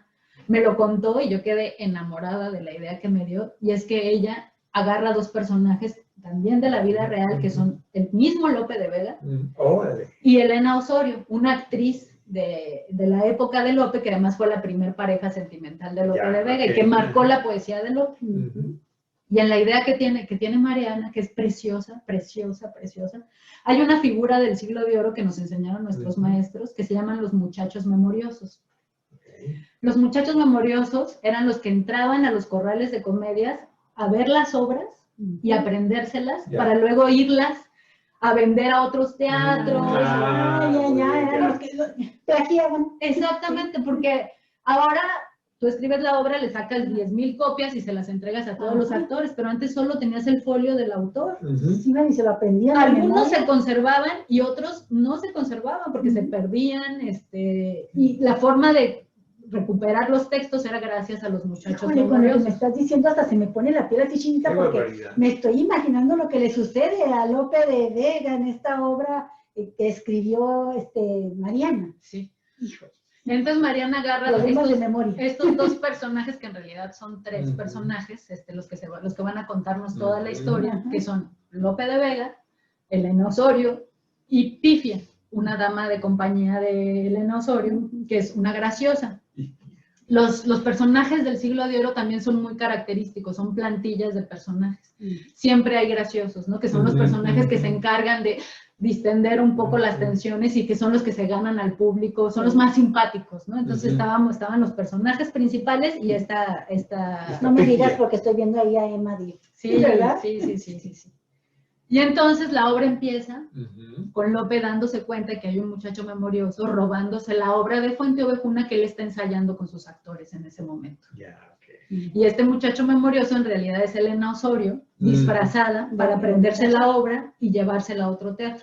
Ahí empieza. Este es el pretexto para contarnos la historia de Fuente Ovejuna.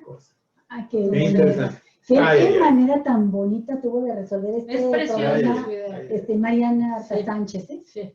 Y lo hace sin que pierda la actualidad la obra, pero enriqueciendo lo que hay detrás de la obra y convirtiendo al dramaturgo, a Lope de Vega, en un personaje dentro del escenario, ¿no? Así es. Hijo, qué bonita obra, Gaby. Y hay que decir que, bueno, Ginés, nuestro compañero, ha dirigido varias obras de Mariana. O sea, si alguien ha dirigido las obras que Mariana ha escrito, que se han dirigido en varias partes, ella misma las ha dirigido, es Ginés. Ginés conoce muy bien ya se le adelanta el pensamiento, al humor, la conoce perfectamente. De hecho, las primeras versiones que nos mandaba Mariana, Ginés decía, esta no es la voz de Mariana, ¿no?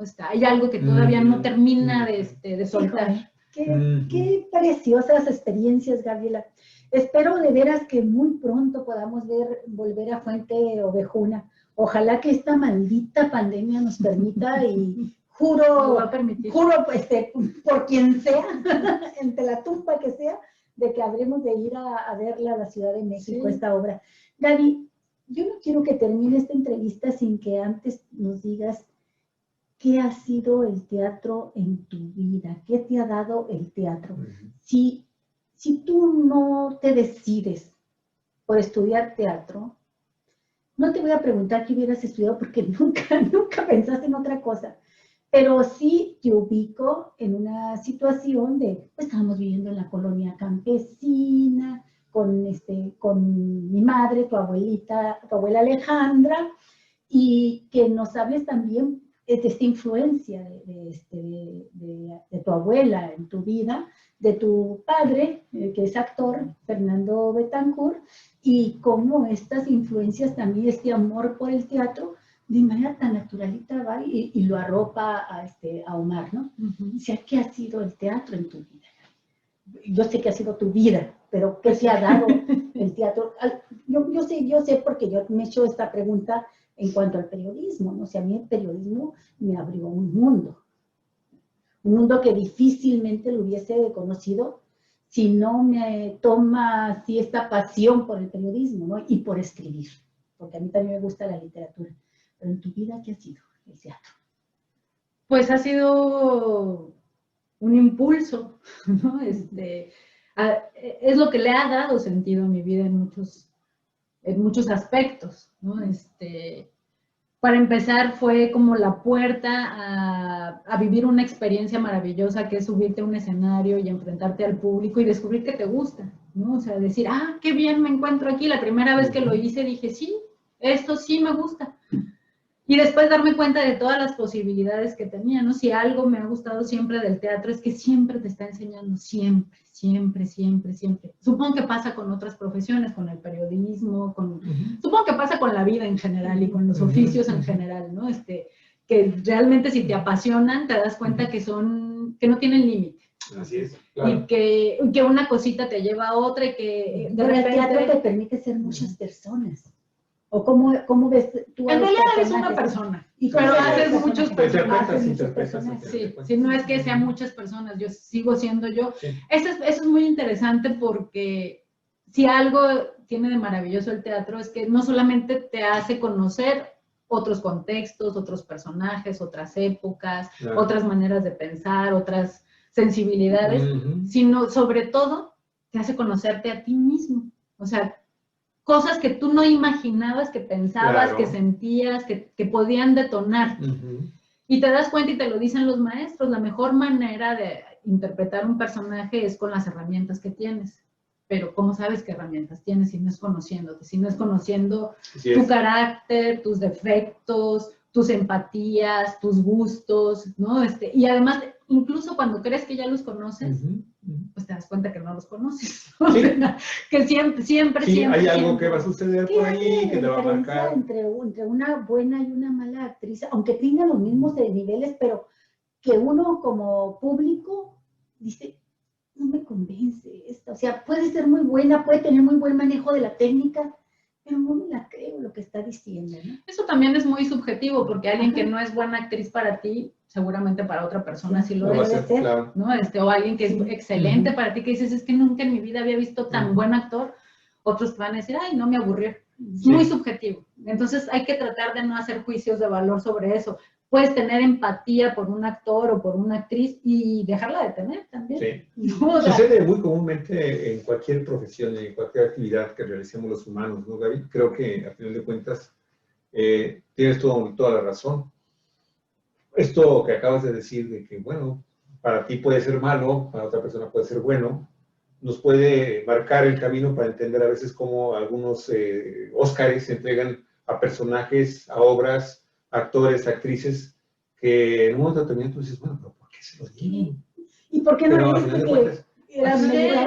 todo lo podemos resumir en cualquier actividad que tú estés realizando, en que finalmente tengas una vocación. que tengas amor por lo que estás Y eso se ve, interpretando. seas Sí, sí, se hace, actor, sí, sí, sí. o seas Eso te va a marcar. maestro, Así es. o seas Si doctor. si tienes esa convención, si tienes esas convicciones y finalmente tienes esa vocación para ser periodista, escritor, pintor de brocha gorda, Sí, lo claro. disfrutas, lo es todo en tu vida, lo vas a hacer lo mejor. Eso ¿Hasta marca. dónde la técnica?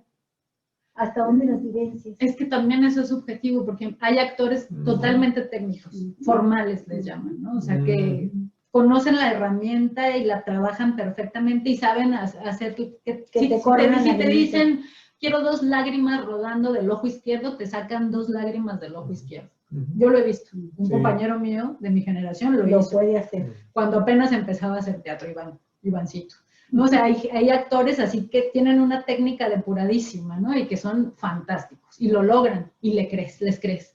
Hay otros actores que son más vivenciales, que no tienen la técnica, pero tienen la emoción y la logran transmitir. Hay actores que combinan la técnica y la emoción, lo vivencial y la técnica, ¿no?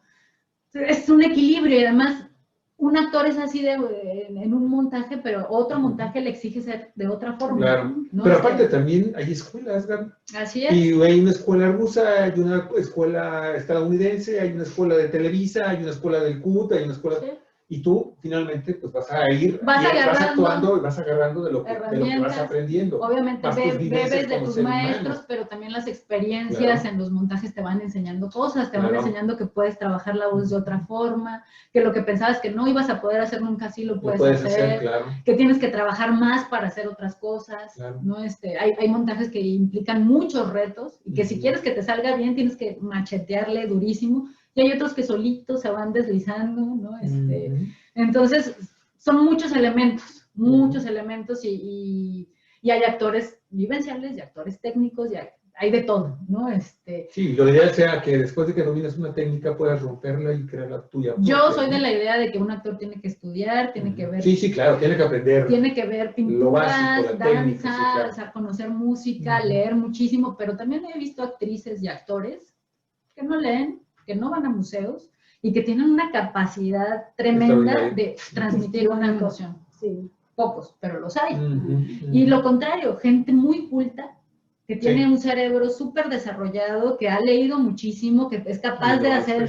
Y no lo puede expresar. Y no puede, ¿no? Te lo puede decir verbalmente, te lo puede decir por escrito, pero no lo puede expresar en un escenario. Así es, entonces, pues... Entonces tus planes, nada más para terminar. A mí me gustaría. Volver a Fuenteovejuna. Sí. Volver a Fuenteovejuna. Este año. Sí, definitivamente, porque estrenamos en la pandemia, no pudimos dar las 16 funciones que estaban acordadas. ¿Se te acumularon? ¿Se te quedaron ahí? Nos quedaron pendientes unas, pero van a ser efectivas.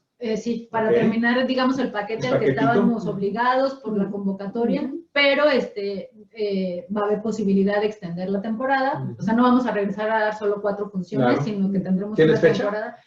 No, la pandemia... Es muy difícil tener fechas porque no sabemos qué va a pasar. Están prácticamente en rojo todavía en la Ciudad de México. Sí, y así estaremos probablemente mucho tiempo más. Sabemos que va a ser, pero no sabemos cuándo. Y tampoco queremos que sea inmediatamente porque va a ser igual que cuando dimos la primera temporada, ¿no? Sí, que no sabían una contradicción de sentimientos, si querían que fuera la gente o que no fuera, ¿no? Por el problema de la... Eran condiciones muy castigadas porque estábamos en semáforo naranja. Los teatros abrieron, pero solamente estaba permitido el 30% de su aforo. Es decir, el teatro al que le cabían 100 personas, ahora solo le iban a caber, o sea, no al que le cabían 100, solo iban a pasar 30. Y no se llenaban las 30, porque la gente con justa razón no salía de su casa. Claro. Entonces, y además lo que decíamos, si antes era difícil que la gente fuera al teatro, ahora con la pandemia, pues se convirtió en algo... Kevin, ¿con qué te quieres despedir en esta entrevista? Pues agradeciéndoles mucho que me hayan invitado a su programa, qué privilegio, qué gusto. Nos hiciste ya el año. Sí. Y ustedes junto con Alex, que por ahí anda el duendecillo. Que nos toca una entrevista el duendecillo bribón ese. Le tocará mañana. ¿Con el historiador? Pues con los deseos de que salgamos bien de todo esto, de que salgamos con salud, ¿no? Lo que hemos escuchado hasta el cansancio es Oye, pues hay que hacer una obra de teatro de COVID. Espérate, hay historias. No descubras. Seguramente ya se están haciendo series y demás. Ok, claro. Bueno, pues ahora que estaba pendiente. Querías hacer Fuente de Junio, te gusta el Siglo de Oro. ¿Qué quieres hacer? No te quieres ir, no de este programa, sino de este mundo, sin llegar a hacerlo. ¿Qué te apasiona que digas tú, yo quiero hacer este personaje, quiero hacer esta obra? ¿Hay algo así que traigas tú así en el fondo del corazón y que digas, un día lo voy a hacer? Pues teatro. Sí, teatro, pero Sí. alguna obra, un personaje. No, ahorita la verdad es como que siento que apenas está arrancando el proyecto de volver a Fuente Ovejuna y no he tenido como la necesidad, Sí. como en otras ocasiones, de buscar Sí. otra cosa, ¿no? Sé que Estás metida al 100%. hay muchas cosas que me gustaría hacer, muchas y muchas obras por las que me gustaría pasar y gente con la que me gustaría trabajar, y seguramente buscaré la manera de que así sea, Claro. pero teatro. Muy Teatro es lo que... Teatro, lo tuyo es puro teatro. Exactamente. Muy Exactamente. bien, Pues Gaby, Ani, muchísimas gracias, de veras nos estás haciendo disfrutar mucho tu estancia acá en Ensenada y agradecerte mucho. Por esta quien eres, repita. lo que eres, así es. Muchas gracias. Gracias a Muy amable. ustedes. Sí, pues amigos, amigas de Cuatro Vientos, de veras, para nosotros ha sido un enorme placer poder compartir esta charla con ustedes. Esperamos que les haya interesado, les haya gustado, les haya despertado inquietudes. Y si es así, compártala. Y si tiene usted en casa algún familiar o algún ser querido que le guste el teatro, pues con más ganas. Hágale llegar Recomiéndale esta mucho esta entrevista, claro, Sí, claro sí. que sí. Y bueno, nos vamos a despedir con una serie de fotografías, una galería de fotografías de Gaby, precisamente en alguna de sus actividades, dentro de lo que es su pasión, dentro de lo que es su vocación, el amor de su vida, que no me escuchares, pero que es el teatro, y que finalmente, amigos y amigas, terminaremos presentando otro pequeño trabajo que está contenido en la página de YouTube. De YouTube. Arte Nuevo de Hacer Así Nuevo. es. Antes de que nos vayamos, Ajá. entren al canal. Así es, por favor. Siempre me cuesta mucho hacer publicidad de los trabajos en los que estoy, Ujú. pero la verdad es que aquí hay un equipo maravilloso de actores. Somos 13 actores que estamos trabajando en este momento, en esta primera temporada, porque en la segunda, que va a arrancar en este año, se integran nuevos compañeros. Entonces van a ver 13 monólogos maravillosos. Además están acompañados por otros videos musicales. Ujú. Tenemos un guitarrista Sí, extraordinario muy bueno. que también está interpretando música de la época. Y hay otro video musical que es de una compañera actriz que con su grupo de colegas músicos de Guerrero hicieron también una adaptación de un poema. Okay. Suscríbanse al canal, ustedes ya saben que esto funciona así. Así es. Y no les va a costar nada, en realidad, solamente hay que suscribirse y acercarse, asomarse a estas ventanas, conocer el Siglo de Oro, vale la pena porque de verdad es algo que tenemos que conocer, claro, y que apreciar, y qué mejor que hacerlo de la mano de estos ¿Y ese actores. último video colectivo, de qué se trata? Rápidamente, ¿con ustedes? El último que hicimos, somos varios compañeros, porque todos habían sido monólogos. En este también son pequeños fragmentos, pero ya quien se encargó de la edición, que es Luis Manuel, no lo comenté, pero mi compañero que fue el generador de todo esto, él aprendió además a hacer edición. Así como Javier Cruz. Sí, entonces de Luisito es toda la chamba de estar editando y todo este rollo. Entonces él juntó los pedacitos, los fragmentos de esto. Es un pequeño fragmento de Pedro de Urdemalas, una obra de teatro de Cervantes, donde habla justamente del trabajo del actor. Con eso vamos a cerrar, amigos. Padrísimo. Y bueno, mañana no se pierdan, tenemos otra producción especial, otra entrevista muy, muy interesante, con un personaje que nos lo podrías definir, estimada Gaby. No, pues no podría. Así de grave está el tema. Solo les puedo decir que no se lo pierdan, porque van a aprender muchas cosas. No, vamos a hablar sobre anarquismo, nada más pero del verdadero anarquismo. Sí, vamos a tener a un historiador, conocedor profundo del tema, lo que es el anarquismo y todas las culturas subversivas en la historia de la humanidad. O sea que mañana, amigos y amigas, este programa va a dar mucho de qué hablar acá en Baja California. Así que no se lo pierda también. Muchísimas gracias, Gaby. Muy amables. Cuatro Vientos, periodismo en la red donde todas las voces se encuentran. Cuatro Vientos. Cuídense y recuerden que la vida es bella. Exacto. Hasta luego. Coman frutas y verduras.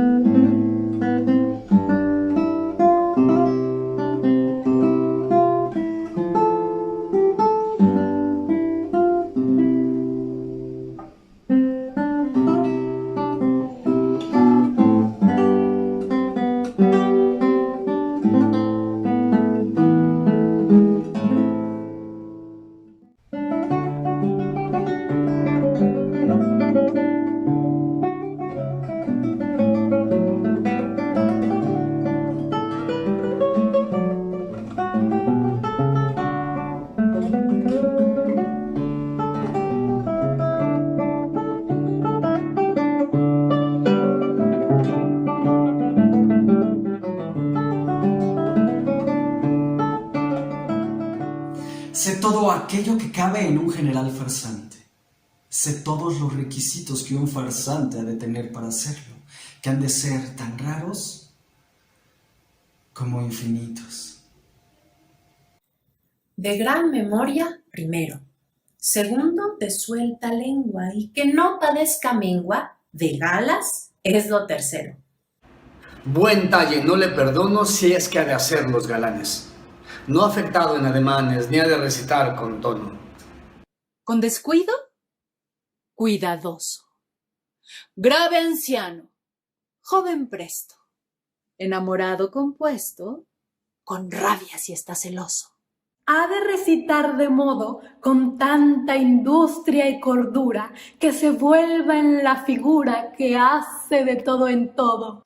A los versos ha de dar valor con su lengua experta, y a la fábula que es muerta ha de hacer resucitar. Ha de sacar con espanto las lágrimas de la risa y hacer que vuelvan con prisa otra vez al triste llanto. Ha de hacer que aquel semblante que él mostrare, todo oyente le muestre y será excelente, si hace aquesto el recitante.